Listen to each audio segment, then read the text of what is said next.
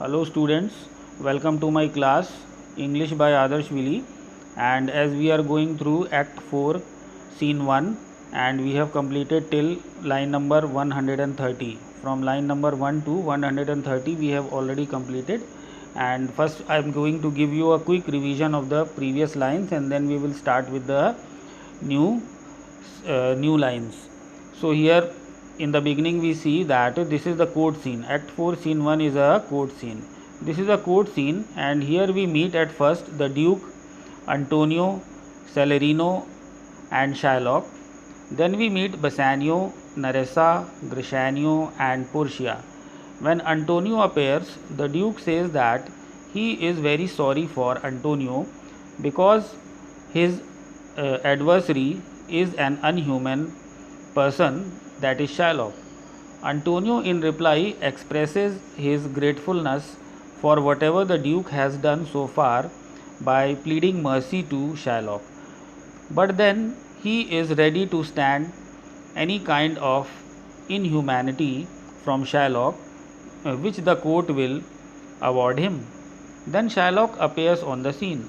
The Duke says to him that although he has instituted a strange case in the court demanding a pound of flesh as the penalty of his bond, yet it is expected that in the long run he will take pity on Antonio, who has lost all his fortunes, and will thereby surprise everybody with his kindness, as he has surprised all with his strange demand of justice.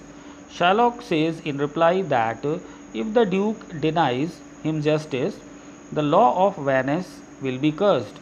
He says further that if anybody wants to know why he prefers a pound of human flesh to 3000 ducats, he will put a counter question to them. Why some people hate the rats? Why other cannot stand the music of the bagpipe? Why a few other cannot bear the sight of a gaping pig? And why people spend thousands of ducats on killing rats or on avoiding the sight of the bagpipe or on preventing the sound of the bagpipe? He says, last of all, that he follows such a strange suit against Antonio simply because he hates him and bears a grudge against him. Bassanio says that this is not the way of feeding one's grudge. Bassanio asks Shylock if people really kill those things which they hate, to which Shylock says if people hate things which they would not kill, or if people would allow a serpent to bite them twice. Antonio tells Bassanio that it is no good talking to Shylock, as it is useless to talk to a wolf who kills the young lamb, or to ask the waves of the ocean to go back from the shore, or to ask the tree not to produce any sound when they are rudely shaken by the stormy winds. Antonio wants the court to pronounce its judgment upon him as soon as possible. Bassanio offers Shylock 6000 ducats, but Shylock says that even if the amount is raised to 60,000 ducats, he would not accept this, but insist on the pound of flesh from Antonio's breast. The Duke then reminds Shylock that if he does not show any mercy, how can he expect mercy? To this, Shylock says that he needs no mercy because he has done no wrong.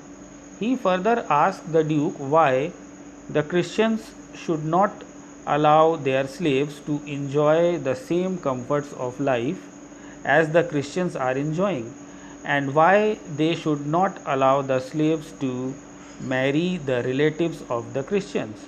He says at the last that if the Christians can regard their slaves as their own property and make them do the hardest work, Shylock also has the right to demand the pound of flesh from Antonio's breast, which is his due. The Duke tells Shylock that if If one Dr. Bellario, who is invited to give his judgment on Shylock's case, does not appear in the court, he can dismiss the court by the virtue of the authorities vested in him. Just at that moment, Nerissa, dressed like a lawyer's clerk, arrives and delivers a letter to the Duke. In the meanwhile, when Shylock is sharpening his knife, Grishanio remarks that Shylock's malice is sharper than the hangman's axe, and that no amount of appeal can soften him. When Shylock says that Grishanio has no wit to change Shylock's heart, Grishanio says that he is now tempted to believe that the soul of Shylock must be the soul of some wolf who was hanged for killing many human beings. Shylock says in reply that Grishanio will have to explode his lungs by abusing Shylock before he can move him even by the inch from his demand of justice. The Duke then explains to the court that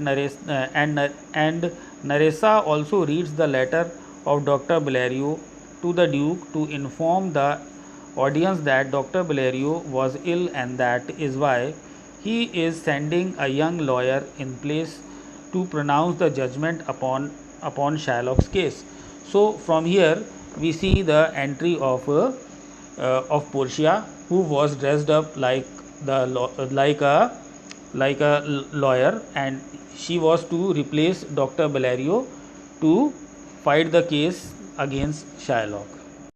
Now enters Portia, dressed like a doctor of law. "Give me your hand, sir. You come at Bellario's request, I believe." So the Duke welcomes Portia here, and Portia says that, "I do, my lord." The Duke says, "I welcome you to this court. Will you please take your place as counsel in the court? I believe you are acquainted with the facts of this case." Then Portia says that, "I have thoroughly acquainted with the case. Who is the merchant referred to here, and who is the Jew?" Then Shylock says that Shylock comes forward and he says that, "My name is Shylock." Portia says, "Is your name Shylock?" "Yes, I am Shylock."